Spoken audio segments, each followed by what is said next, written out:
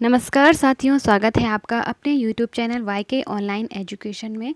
दोस्तों, जैसा कि आप सब जानते हैं कि मैं यहाँ पर सामान्य हिंदी पढ़ा रही हूँ और उसमें हम एनसीईआरटी की सीरीज़ हमारी चल रही है, जो कि आपके किसी भी एग्ज़ाम, चाहे आप टीजीटी पीजीटी की तैयारी कर रहे हैं, एलटी लेक्चरर की तैयारी कर रहे हैं या एसआई ग्रुप सी किसी भी कर रहे हैं उत्तराखंड की, तो वहाँ पे क्या है, एनसीईआरटी की सबसे ज़्यादा क्वेश्चन वहाँ पे आपसे पूछे जाते हैं। तो मैंने आपसे जैसे पहले भी बताया है कि आप लोग एनसीईआरटी को सबसे ज़्यादा महत्व दीजिए, क्योंकि यहाँ से सबसे ज़्यादा आपके प्रश्न बनते हैं। और मैं यहाँ पर आपको सिर्फ किताबें ही नहीं पढ़ाती हूँ, बल्कि उन किताबों को कैसे आपको पढ़ना चाहिए, कहाँ से कहाँ आपके प्रश्न बन सकते हैं, ये सारी चीज़ें भी मैं आपको यहाँ पे बताती हूँ। साथ ही मैंने सामान्य हिंदी के अलावा जो अभ्यास सेट हैं हिंदी व्याकरण के, वो भी हमारे चैनल पर बहुत सारे करवाए हैं, 17-18 करीब वो हैं। अगर आपने अभी तक वो वीडियोस नहीं देखे हैं तो आप देख लीजिए, लिंक मैं आपको इस वीडियो के डिस्क्रिप्शन में प्रोवाइड करा दूंगी। और एनसीईआरटी का सीरीज़ अगला हमारा चल रहा है, इसके पिछले सीरीज़ आपने अगर नहीं देखे हैं 10-11 सीरीज़, तो वो भी आप देख लीजिए, क्योंकि जब तक आप वो नहीं देखेंगे आप आगे की चीज़ों को समझ नहीं पाएंगे। तो चलिए वीडियो को आज स्टार्ट करते हैं। हमारा आज का जो टॉपिक है वो है प्रगतिवादी कवि केदारनाथ अग्रवाल को लेकर के। बहुत ही फेमस कवि हैं और इनके बारे में मैं जो भी चीज़ें आपको हाईलाइट करके बताऊंगी, आप उनको नोट डाउन करते रहिए। देखिए, सबसे पहले है केदारनाथ अग्रवाल के बारे में हम सामान्य जानकारी देख लेते हैं। पहले देखिए, केदारनाथ अग्रवाल का जन्म उत्तर प्रदेश के बांदा ज़िले के कमासिन गांव में सन 1911 में हुआ था। आप चाहो तो इसको भी ध्यान रख सकते हो, क्योंकि कई बार जो थोड़ा अप लेवल के जो एग्ज़ाम है, जैसे टीजीटी पीजीटी हो गया, नेट एग्ज़ाम हो गया, तो उसमें इनके जो जन्म क्रम होते हैं ना, उनको आपको मिलाने के लिए ऐसे आ सकते हैं। तो थोड़ा सा आप इसको भी ध्यान रखिएगा, ठीक है। इसके बाद देखिए, उनकी शिक्षा इलाहाबाद और आगरा विश्वविद्यालय से हुई। केदारनाथ अग्रवाल पेशे से वकील रहे हैं। उनका तत्कालीन साहित्य आंदोलनों से गहरा जुड़ाव रहा। जो उस समय तत्कालीन मतलब आंदोलन चले थे, साहित्यिक आंदोलन, उनसे उनका बहुत जुड़ाव रहा है। सन 2000 में उनका देहांत हो गया। अब यहाँ पे आपको क्या चीज़ ध्यान रखनी है, देखिए इनकी जो महत्वपूर्ण रचनाएं हैं ना, उनको आपको ध्यान रखना है। नीम के बादल, युग की गंगा, फूल नहीं रंग बोलते हैं, आग का आईना, पंख और पतवार, हे मेरी तुम, मार प्यार की थापें, और कहे केदार खरी खरी। जो हे मेरी तुम है ना, ये अपनी पत्नी को संबोधित करके इन्होंने लिखा है, तो बहुत ही अच्छी कविता है। आप इनकी जो कविताएं दे रखी हैं ना आपको, जो ब्लैक अक्षरों में हाईलाइटेड दे रखी हैं, उनको आप बहुत अच्छे से याद रखिए, क्योंकि कहीं से भी आपसे कोई सी भी रचना आपको पूछ ली जा सकती है, ठीक है। ये काव्य कृतियाँ हैं, ध्यान रखिएगा, काव्य कृतियाँ हैं। उन्हें सोवियत लैंड नेहरू पुरस्कार और साहित्य अकादमी पुरस्कार से सम्मानित किया गया, ठीक, ये भी आपको ध्यान रखना है। केदारनाथ अग्रवाल प्रगतिवादी धारा के प्रमुख कवि माने जाते हैं। मैंने आपको बताया था ना कि ये प्रगतिवादी धारा के बहुत फेमस कवि हैं, तो आपको ये ध्यान रखना है, ठीक है। कौन सी धारा के थे, प्रगतिवाद के थे। जन सामान्य का संघर्ष और प्रकृति सौंदर्य उनकी कविताओं का मुख्य प्रतिपाद्य रहा है। जैसे कि इससे पहले हमने पंत जी को पढ़ा था, सुमित्रानंद पंत को, तो वो किस धारा के थे, वो छायावाद के थे, और छायावाद के बाद आता है प्रगतिवाद, ठीक। तो उनके बाद के ये कवि हैं, और उन्होंने भी जो है प्रकृति को महत्व दिया था। और यहाँ इनको भी प्रगतिवाद का, यहाँ एक चीज़ आपको नोट डाउन करनी है, इनको प्रगतिवाद का पंत भी कहा जाता है, ठीक, क्योंकि इनकी कविताएं लगभग जो छायावादी कवि पंत थे ना, जिससे पहले हमने पढ़े थे, उनसे इनकी कविताएं बहुत मिलती जुलती हैं, तो इसलिए इनको प्रगतिवाद का पंत भी कहा जाता है, ठीक, ये आपको ध्यान रखना है।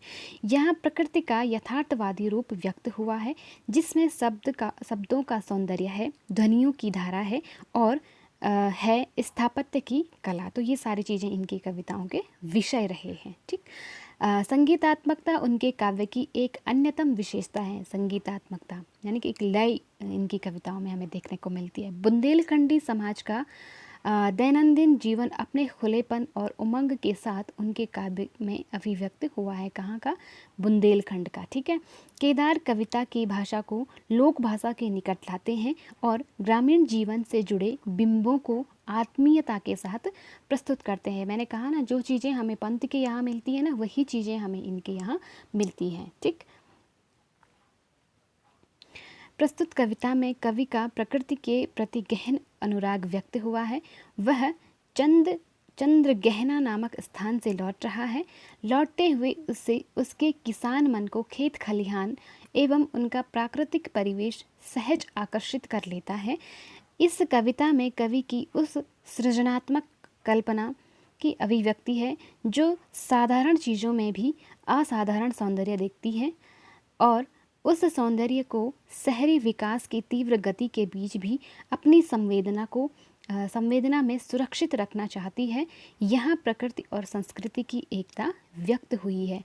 देखो, आपको ये जो मैं आपको जोर जोर से पढ़ के सुना रही हूँ ना, इसको सुनाने का एक और तात्पर्य है, एक और बड़ा रीज़न है कि यहाँ पे कई शब्द ऐसे हैं जिनको आपके बहुत सारी चीज़ों में पूछा जा सकता है। आपके व्याकरण में, वर्तनी शुद्धि में पूछा जा सकता है। ठीक है, तो आपको क्या ध्यान रखना है, जैसे मैंने यहाँ पे देखो एक शब्द था यहाँ पे सृजनात्मक, तो अक्सर वर्तनी शुद्धि में, समूह गौ के परीक्षाओं में या किसी भी में ये चीज़ पूछ ली जाती है कि सृजनात्मक कैसे लिखा जाता है। तो आपको ये ध्यान रखना है, इस तरह से सृजनात्मक लिखा जाता है। ठीक है, आप चाहो तो एक डायरी बना दीजिए और जैसे आप इस तरह के टॉपिक पढ़ते हो ना, तो उनमें जो कठिन शब्द होते हैं उनको आप लिखने की प्रैक्टिस कीजिए। इससे आपके क्या होंगे, बहुत सारी चीज़ें सुधर जाएंगी, है ना, हिंदी में। तो ये था आपका कविता का नाम है चंद गहना से लौटती बेर। खड़ी बोली में लिखी है, बहुत टफ लैंग्वेज नहीं है। प्रकृति का इसमें चित्रण आपको देखने को मिलेगा। आप चाहो तो कविता को पढ़ सकते हो, पढ़ाने की कोई चीज़ है नहीं, क्योंकि आप यहाँ पे मतलब बहुत इजी है, अर्थ ऐसा कोई नहीं है नहीं कि जो दूसरी भाषा में लिखा होगा, आप सीधे सीधे इसको समझ सकते हो। ठीक, अब इसमें और क्या इम्पोर्टेंट है,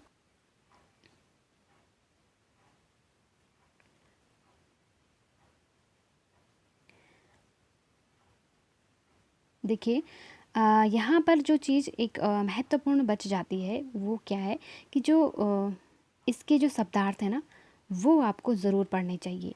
ठीक है, ठिगना का मतलब जैसे नाटा छोटा, अब यहाँ पे पता चला कि नाटा छोटे को एक शब्द क्या है, ठिगना भी कहते हैं।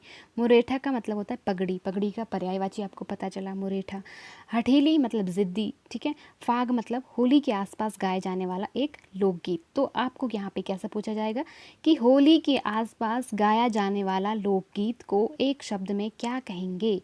तो वहाँ पे आपको 4 ऑप्शन दिए जाएंगे, वहाँ पे एक ऑप्शन मिलेगा आपको फाग। ठीक है, तो इस तरह से आपको पढ़ना है, क्योंकि हम लोग क्या करते हैं कि किताबें देखते हैं एनसीईआरटी की, हाँ ठीक है, उनका जीवन परिचय थोड़ा बहुत ध्यान रख लिया और उनकी रचनाएं ध्यान रख ली और बाकी चीज़ें हम छोड़ देते हैं। जबकि हमें कविता को भी बार बार पढ़ना चाहिए, उसमें जो कठिन शब्द हैं उनका अर्थ जानने का प्रयास करना चाहिए, क्योंकि कई बार वहीं से हमारे पास प्रश्न बन जाते हैं। जैसे मैंने यहाँ पे बताया कि ये एक शब्द है, अनेक शब्दों के लिए एक शब्द। ठीक, तो होली के आसपास गाए जाने वाले लोकगीत के लिए एक शब्द होगा। इस तरह से मैंने जैसे बताया, तो आपको ध्यान रखना है कि उसको कहते हैं फाग। ठीक है, पोखर का मतलब आपको पर्यायवाची, पोखर का मतलब तालाब, ये पर्यायवाची में आपको आ जाएगा। तो इस तरह से आपको एक पर्पज़ से नहीं, मल्टीपल पर्पज़ से आपको चीज़ों को ध्यान रखना है। ठीक, जैसे चटुल, चटुल का मतलब होता है चतुर या चालाक। ठीक है, रीवा या रेवजा मतलब होता है एक पेड़ जो कुछ बबूल के पेड़ से मिलता है।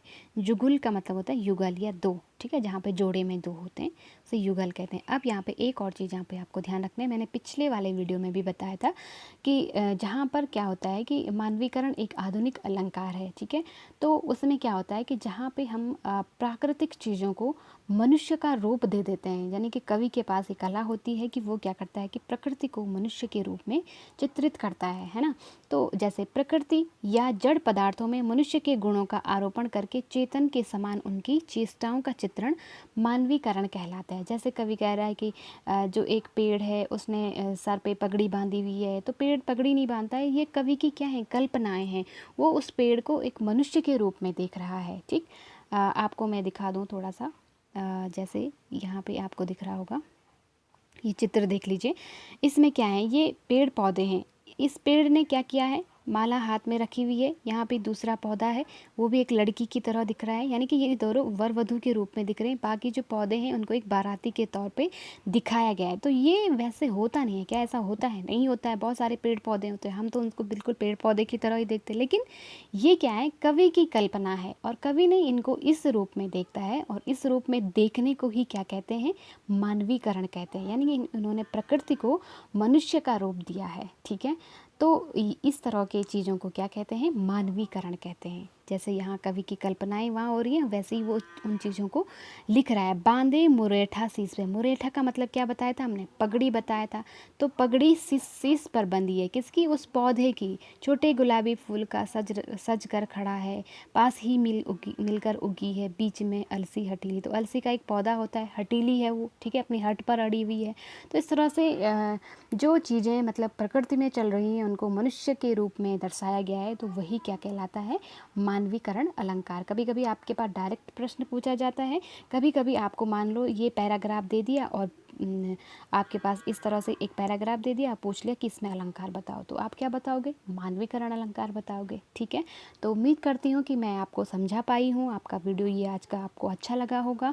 यदि अच्छा लगे तो प्लीज़ लाइक करना बिल्कुल ना भूलिएगा दोस्तों। लाइक करने में आप लोग बहुत कंजूसी करते हो, सब्सक्राइब करने में कंजूसी करते हो। शेयर कीजिए अपने दोस्तों के साथ। मिलते हैं नेक्स्ट वीडियो में, तब तक के लिए अपना और अपनों का ख्याल रखिएगा। Thank you so much.